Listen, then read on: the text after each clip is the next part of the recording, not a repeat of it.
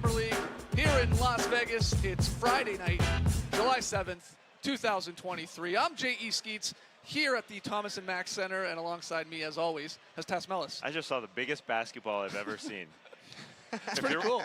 Watch along with YouTube on YouTube with us. That's the biggest ball you'll ever see. We're going to talk about it later, the sphere. It's Wembanyama and the spear. Spear. and then Spears. Yes. Next to Tassie is the Beard of Wemba, Top Shot Hot Boy, Trey Kirby. Hey, yo. Shout out to everybody joining us live right now on YouTube. I know it's late for some of you on the East Coast, but we appreciate it. Hit the like button. Make sure you subscribe, and all you podcast listeners, leave your boys a 5-star rating and review. We do have lots to sort of talk about in the NBA world. We'll talk about Grant Williams going to the Dallas Mavericks, DeJounte Murray signing an extension with the Hawks. We will discuss the sphere. I'm actually terrified of it. Yeah. But we'll get into that. I hear what you're saying. We're here, and you're here to get our reactions to Victor Wembanyama's first NBA game here at Summer League. It just happened about an hour or so ago in a packed Thomas Mack Center. This is our 7th Summer League, I think, in total. It's never been as insane as that was in there. But what do you think of his performance, Trey? 27 minutes, a lot of blocks, a lot of missed shots, some turnovers. What do you think? Well, first and foremost, the hype is incredible. Like you're saying, Skeets, we've never been in a Summer League arena that's packed like that. The only thing comparable at all was Lonzo Ball's first game with the Lakers. The Lakers always travel well for Summer League. Yep. It was definitely packed. But we had active NBA players just standing and watching with their phones out, ready to see Wembanyama coming onto the court for the first time in the NBA. So it was definitely a special moment, and it looked like a big moment for Victor. Every time he touched the ball, the crowd goes crazy. Does that put something in his head? Maybe I should try something that's not necessarily my game. I don't know. He definitely struggled tonight. I think you see that the defense is going to come for him pretty easily. 5 blocks on the night. There were multiple times the Hornets were going at him. Obviously, he got dunked on. Kai Jones, biggest highlight of his career. Yep. Print it tonight. Get it shipped overnight. Hang it in your hotel room. Take it with you back home, the poster. But still, 5 blocks for Wemby. He was comfortable switching on to Brandon Miller, guarding a wing. Kind of got crossed over, kind of got tripped up, kind of got hit in the throat all at the same time. But you could tell that the defense is going to be there for Wemby. Offensively, he looked pretty raw tonight. The guy is somewhere between 7'3" and 7'5", and you could tell that NBA players were like, that's a really high dribble. I'll take it. He was forcing it a whole bunch, driving into traffic. Arms were getting in his way, and he just didn't look comfortable on the offensive end of the court. But, you know, it's also the first game he's played against NBA competition, and it looked like it. Should have taken Scoot. No, no, I'm totally kidding. Selfishly, yeah, it was just great being here, period. Just seeing him coming out of the tunnel where he had to duck through, and then even in warm-ups, shot wasn't falling. It wasn't going down. I mean, when you look at it, he took way too many threes. He wasn't a great three-point shooter, even though he has that ability. In France, basically half his shots were threes, and that's just too many. They didn't post him up at all, which was really strange. And when they did, there was some doubling.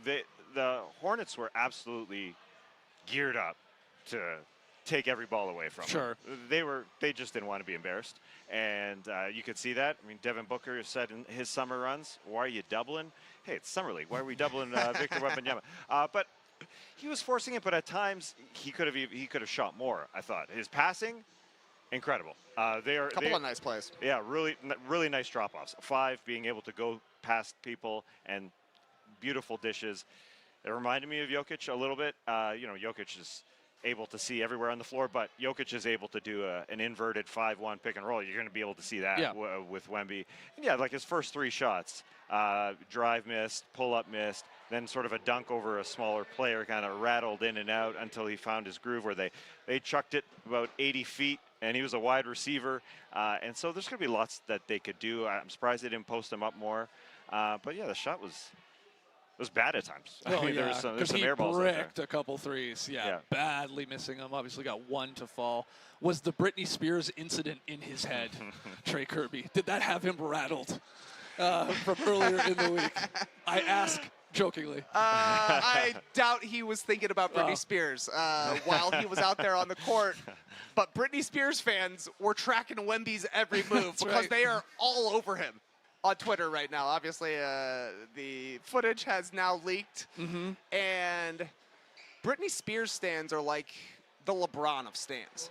They've been doing it for such a long time. They've been on top of stan culture since the internet came out. Pretty much, Leave Britney Alone is one of the first viral videos out there. So they've been chomping at the bit to be this relevant once again, and they're crushing it right now. So were they in the building with the "Hit Me Baby One More Time" chant that happened during the game, which was I wonder what funny. the crossover is of people who are going to Britney's residency and coming to the Summer League specifically to heckle Wembanyama. Yeah, it can't be 0%. It's not 0%. We're going to have a video coming out asking people in the arena whether or not they would have, whether they'd take a photo with Britney or Victor Wembanyama. I'd say it was like 70-30 Victor, which I was like... Well, you're at Summer League. I guess it's going to skew towards that. No, absolutely. I thought it'd be higher. Fair. So, but it is Britney. Any other thoughts on his first game here and maybe what we could expect if he does play? And he should, I think, in Game 2 here later this weekend. He played 27 minutes, like I said, which he came in with like 4 minutes to go in the game, and it surprised all of us. We're like, oh, wow, he's coming back in here for one more stint. But what do you think moving forward here? I thought it was cool that he played a lot. That was definitely exciting that he kept checking back in, because every time he came out, it felt like, yeah, that might be the last time we see him at Summer League. But I hope in Game 2 for the Spurs, the lack of a playmaker kind of showed. They didn't get Victor any easy shots, so I hope he just gets the ball closer to the hoop and gets to touch the ball in the paint, and he'll probably be able to score a little bit more efficiently if that's the case. Yeah, the Hornets took away the rolls, that's for sure. They're crowding him, but yeah, we can have some more post-ups for sure. Teams are going to try and rough him up. The Hornets, definitely. The Hornets were geared up to do that, and yeah, one of the turnovers was really just a foul when he was going at Brandon Miller, which was really cool that they were matched up on both ends. And Brandon Miller really wanted to do it, and he knocked him down once, picked him up once. There's a lot of sportsmanship out there. It's nice to see. So many daps. Victor Wembanyama dapped up every Hornet before the game. He heard the announcer say, all the Spurs fans, are you ready? And Victor Wembanyama was cheering, was clapping to everybody. So yeah, that part was cool. I think, sort of, he reminds me of Jokic. He's going to get everybody involved. Everybody's going to want to play with him because he's going to garner so much attention on him. So there's lots to be done. But yeah, I guess the whole get stronger thing also applies here. I mean, that shows.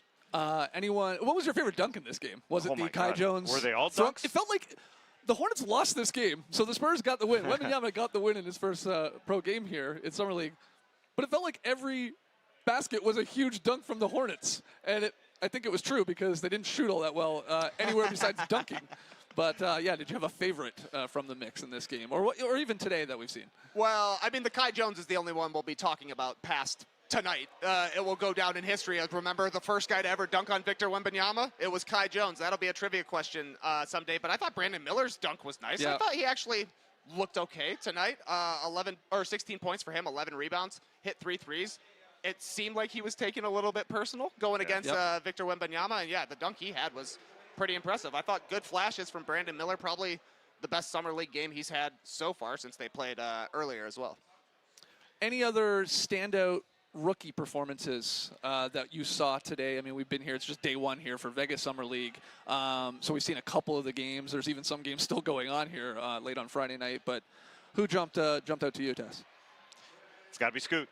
He looked really Scoot smooth. looked incredible. He looks smooth, and he's ready for the bright lights within that first minute. Hits his first shot, which was sort of an isolation play, but that's kind of what you expect from Scoot. Hit his next couple shots. He's ready, and he's wearing 00 out there. So Blazers fans probably holding their breath, I guess, before tonight. But then you see 00, who will likely replace number 0 in that lineup, and you got to be pretty excited that the pressure is not going to be an issue with that guy. He loves it. Yeah. Besides him, who he did leave the game with an injury. They're going to do the MRI and precautionary. We think he's going to be fine. Thompson also injured that game. That one maybe looked a little bit more severe. But who else, Trey? Either, again, a rookie stand-up performance or even a play we saw in today's games. Yeah, Amen was definitely limping around the bowels of the arena after their game. But, man, if I'm a Houston Rockets fan, I would be fired up after tonight. 16-5-4 for Thompson. Cam Whitmore basically they got a second lottery pick at number 20. He had 14 and 11. Jabari Smith Jr. caught fire. 33 points for him. Went to the line 17 times. Yeah. I think that's a veteranship. The old man of 20 years old put his head down, getting to the line, hit the crazy three to win the game there. And then Tari Eason had 20 points and 10 boards. All of their lottery guys from the past couple of drafts played well. And that's got to be encouraging if you're a Rockets fan to see them tune in and be like, oh, these guys really played. Yeah. They were all good. And we got like the ultimate appetizer with the ending of that Blazers-Rockets game with Jabari Smith Jr. hitting this crazy three at the buzzer to win it for Houston. And it was the appetizer to, obviously, the main meal here, Wembanyama. Jabari Smith hits game winners. He hit one in March as well against the Pels, that wild one where, if you remember, he got it like at center court. They didn't know where to pass it to. Oh, he just took it and just dribbled into a three. He's a guy that sort of flew under the radar last year as the number 3 pick, but he could be awesome for this team. Those are the guys that could take this team to another level. I know they've got Fred VanVleet, obviously, and Dillon Brooks, but the future obviously looks ridiculously bright. So, yeah, for him, he's a perfect big for this league. He looks like he can stroke it. We also did see Bulls-Raptors in the Cox Pavilion. Live. Yes, we saw Gradey Dick in the Cox Pavilion. And Trey, you caught a ball.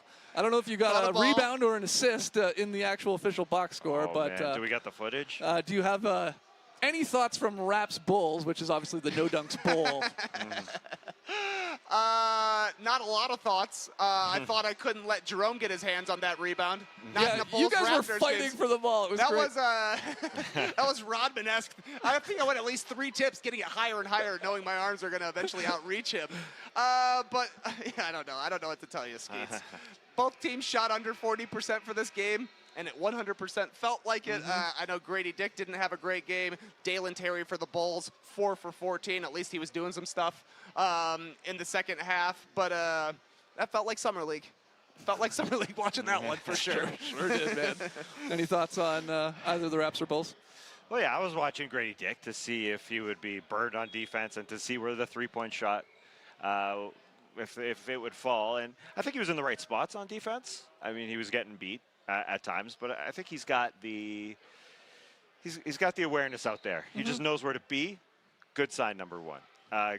Good sign, number 2, he just knows when to drop it off and when to shoot it.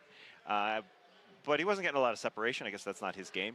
But at the same time, I think when he's playing with the guys he'll be playing with, he'll have space to shoot the rock. And that came later. It wasn't a good day, but we saw what happened with Victor Wembanyama. They're allowed to be nervous. And I think in game 2 for him and for Victor Wembanyama, it's going to be a totally different game. Yeah, you're probably right. Well, those are our Summer League thoughts. Unless you guys have anything else, let's get into some other NBA news, and let's do it with the Up-Down Report. Prepare your tungus. It's the Up-Down Report. Yeah, thumbs up or thumbs down. First one, Damian Lillard's agent, Aaron Goodwin, believes a deal that would send the 7-time All-Star to Miami could be completed if the two sides actually sat down to negotiate. The situation has reached a standoff here since Dame requested a trade on Saturday. He named the Heat as his desired landing spot, but we have the Blazers hoping to acquire the best deal possible, possibly from another team. This is where we're at with this. The question is very simple. Are you up or down on this Damian Lillard trade request drama, if it is drama in your opinion? I would call it drama, and Yeah. I'm down on the drama. People expect it to be done in a couple days. I guess because we saw what happened with Bradley Beal, and it happened like that. Well, that's because there was only one team that Bradley Beal wanted to go to because he had a no-trade request or no-trade clause. And in this instance, Dame doesn't have that, but it sure feels like everybody is expecting it to be that way. That's not how Joe Cronin should handle this. That whole idea that he's just got to send him to Miami, get the best package from Miami and send him there because other players are watching and other players will operate in a different way if they see a legend not traded or not treated properly. I mean, I don't buy that at all. Portland's not attracting free agent after free agent after free agent anyway. I don't think that's the situation at all. Joe Cronin will probably trade him to Miami in the end, but he's going to get a third team involved. He might get a fourth team involved. Harden might be involved. is going to work best for them if they do that, if they can get a few more parts from other teams. And so they shouldn't just trade for Tyler Hero and picks. They should get Hero and move him on for another pick, another piece. And so that's what's going to happen, I imagine. I just got freaked out by the monitor here. I thought that was my actual arm doing the thumbs down. On the up-down report, I was like, what's going on? Did I break my arm? But I am still down. I'm like Tess. Call me Mary J. Blige, Mary J. Mellis. We don't want no more drama. Or we want no more drama. What I want is no drama from Damian Lillard, because this is a bummer. This is exactly why we had such a long standoff, because it's in the Blazers' best interest to get the best package. Damian Lillard thinks it's his best interest to go to Miami. So he didn't want to make a trade request, because once the Blazers start doing what they need to do, it's not going to jive completely with what Damian Lillard wants to do. And that's how it's playing out. It's playing out very similarly to Kevin Durant's trade request from the Nets during the summer last year. His came right at free agency start as well, and it put a huge halt to free agency while everything had to get figured out with that. He played the first half of the season before he made another trade request, and it finally came true. So, yeah, I think we're just going to be tied in for a long time here, waiting to see what happens with Dame, because it seems pretty clear they're not completely interested in the Miami Heat's offer. But maybe other teams aren't going to beat it because they don't think Dame is actually going to want to come to their team. Right, that's it. I mean, there was reports surfacing, sort of a couple days ago that maybe Goodwin, Damian Lillard's agent, was telling other teams, don't trade for him. He's not going to be happy. I wouldn't do that if I were you. Like, he wants to go to where he wants to go.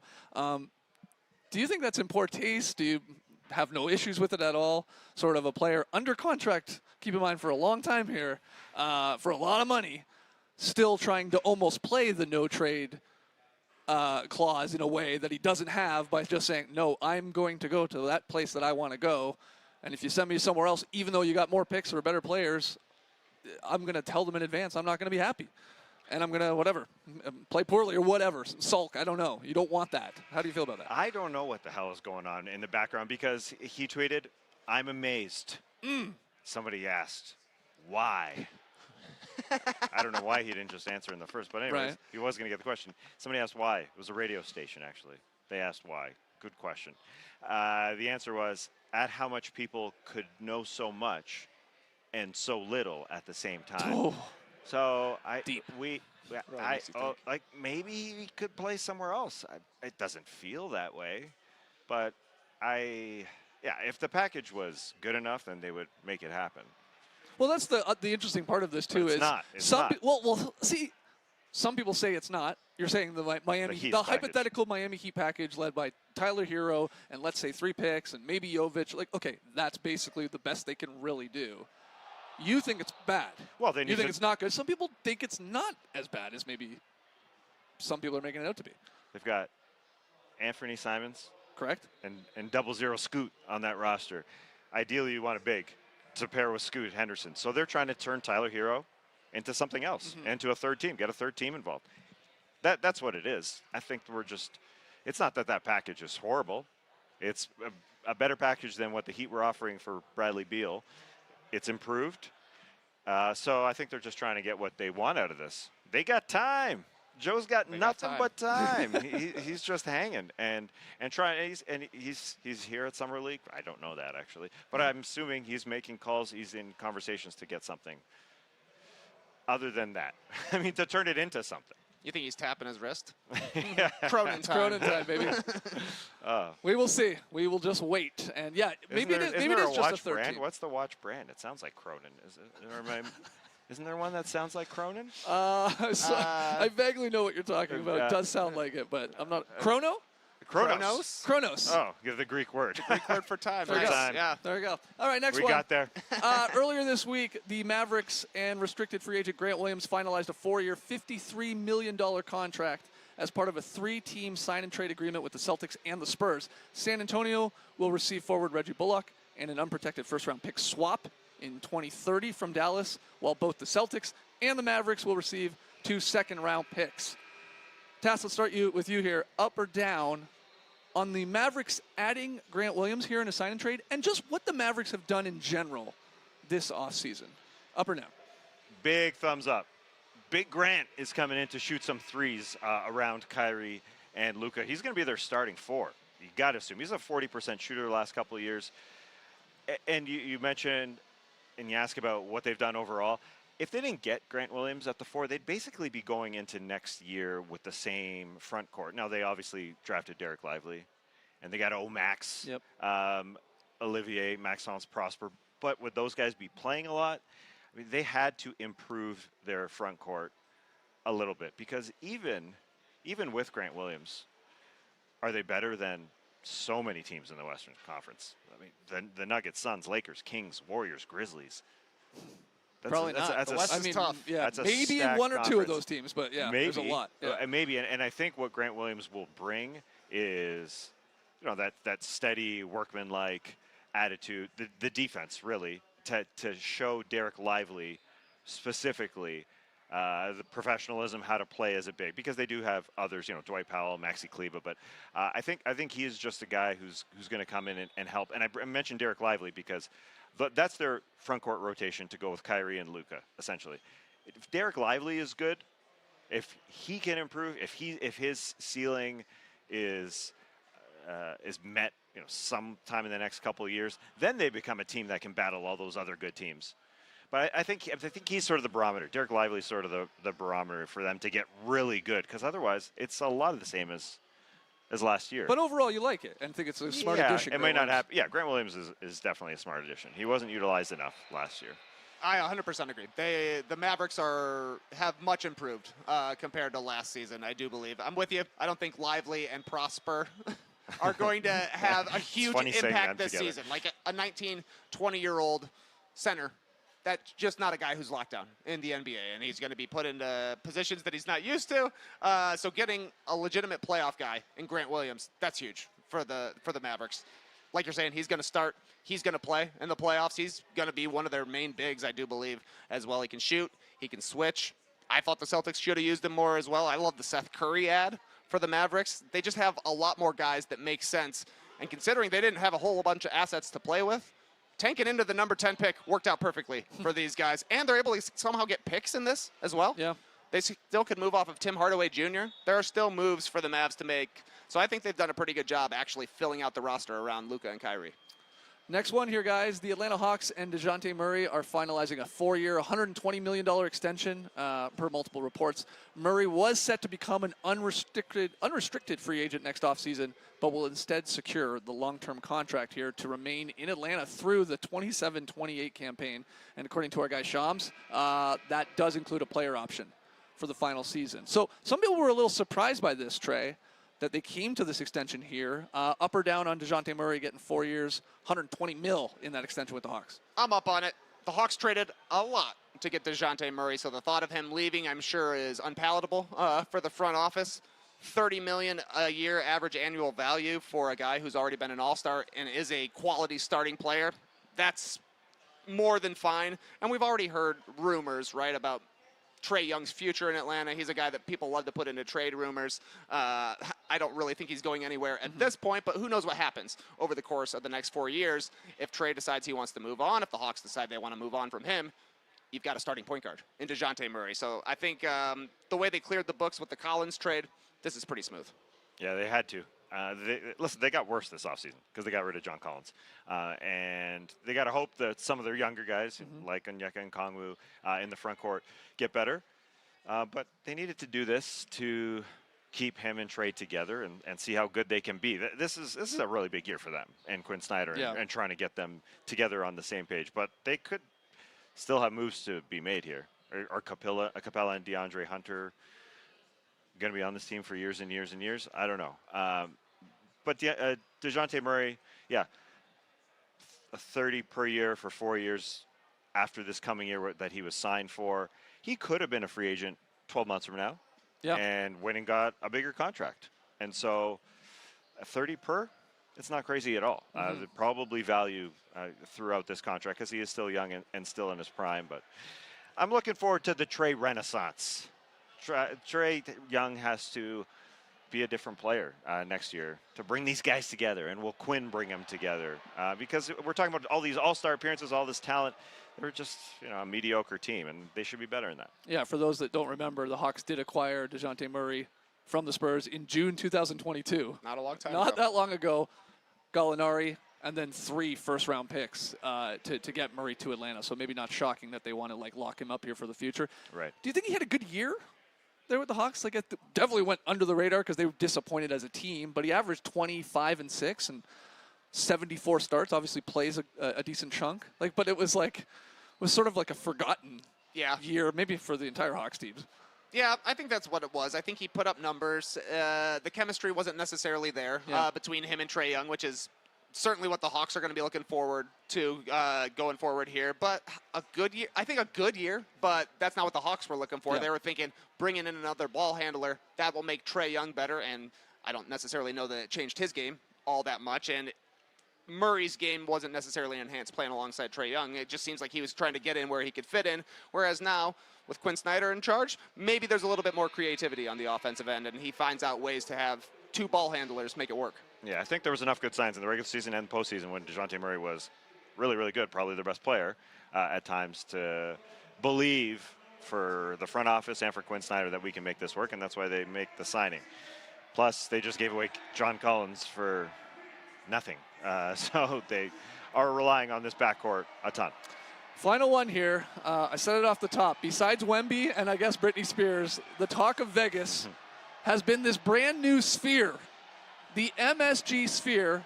It lit up Las Vegas for the first time on July 4th, giving the world a glimpse here of what's being billed as the world's largest spherical structure.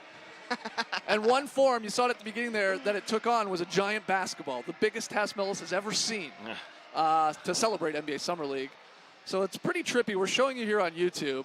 This one, That really, one's crazy, that's man. going to bring the UFOs for sure. Are you up or down on the sphere, Trey Kirby?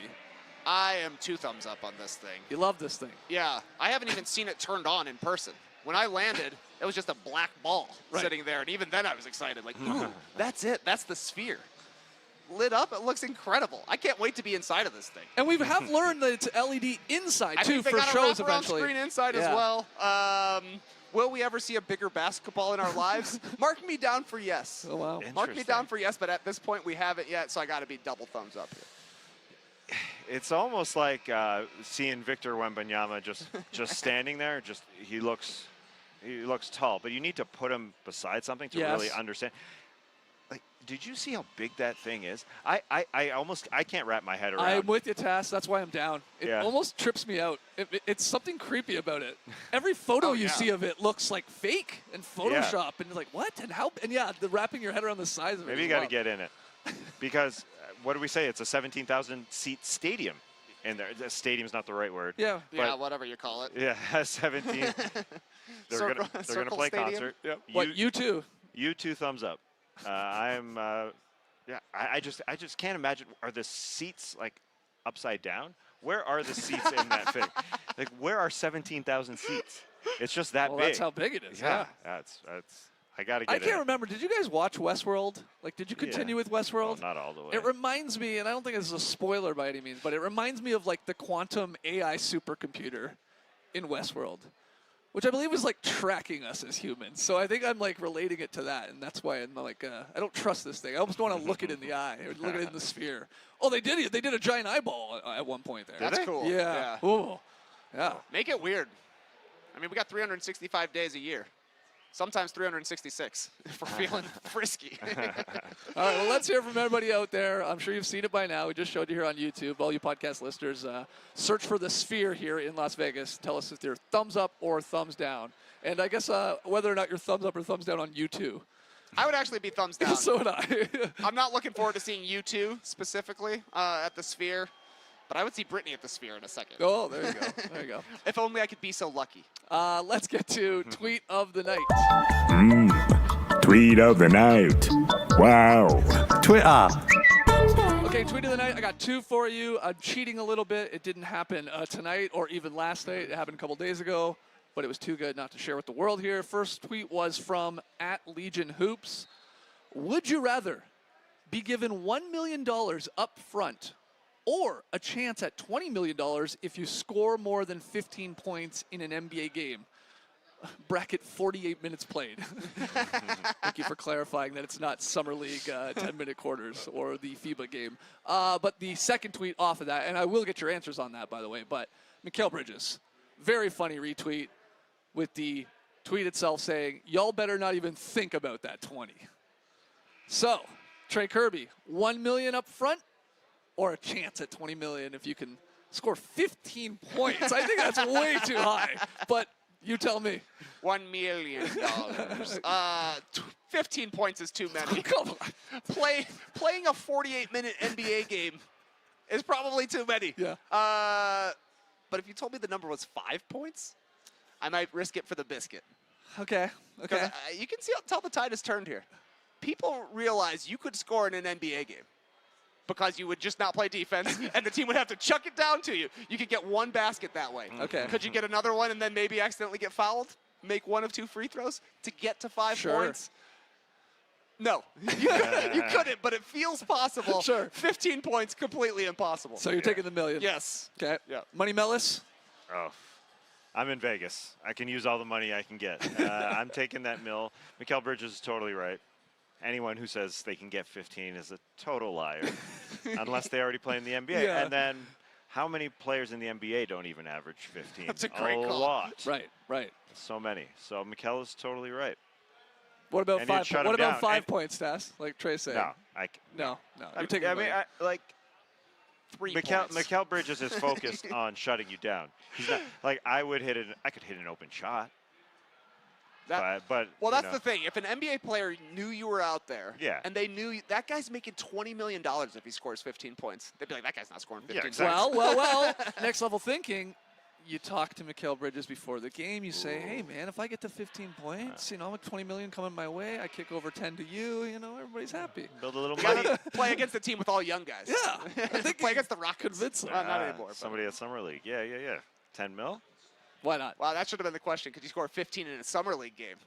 Oh, there's not a lot of defense. Not a lot of defense, but still a lot of NBA guys out there. True. You know? The answer is probably no. But you tell us. Fun tweet of the night, and Mikal Bridges coming over the top with that funny retweet. All right, that's it for us, guys. If you're joining us live, though, if you're here in Vegas for Summer League or for Britney Spears, or you're waiting for U2 to appear at the Sphere, come hang with us tomorrow.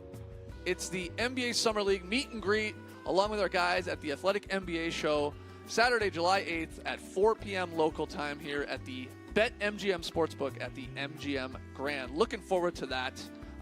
Should be a blast. So, 4 p.m. local time at the BetMGM Sportsbook at the MGM Grand. Any final thoughts, gentlemen, on your 7th Summer League? Make you feel old. I'm 7 years old. I feel young. It's that dry heat. Keeps you young out here. I thought we've done more. 7 doesn't sound like a lot. Well, there was a couple years we weren't Hiatus. here. Yeah. 3-year hiatus. So many more All-Star 7 games. out of Well, 10 let's years. remember we used to come here and stay for 2 whole weeks. Yeah. Yes, we did. Oh, those were indeed some we did. dark times. Start to go a little crazy around day 5, 6. Yeah, when you get through 5 days and you're like, we got 10 more days. Oh, yeah, that's tough times. It starts to make my skin crawl just thinking about how long we were here. But not this time. Come hang with us tomorrow. Thanks for joining us tonight. Hit the like button. Make sure you subscribe. Tell us in the comments your thoughts on Wembanyama's debut. And all you podcast listeners, leave your boys a 5-star rating and review. We'll see you back in Atlanta probably on Monday because we're heading home on Sunday. So we'll see you then. Clipper Bros? No Clipper Bros. Get out of here, Clipper Bros. Turn up. You heard it here first. Have a great time. Turn up. Love you guys. Awesome. Thanks for joining us, and remember, this show took place in a sphere. We're in a sphere right now. Bracelet night, people.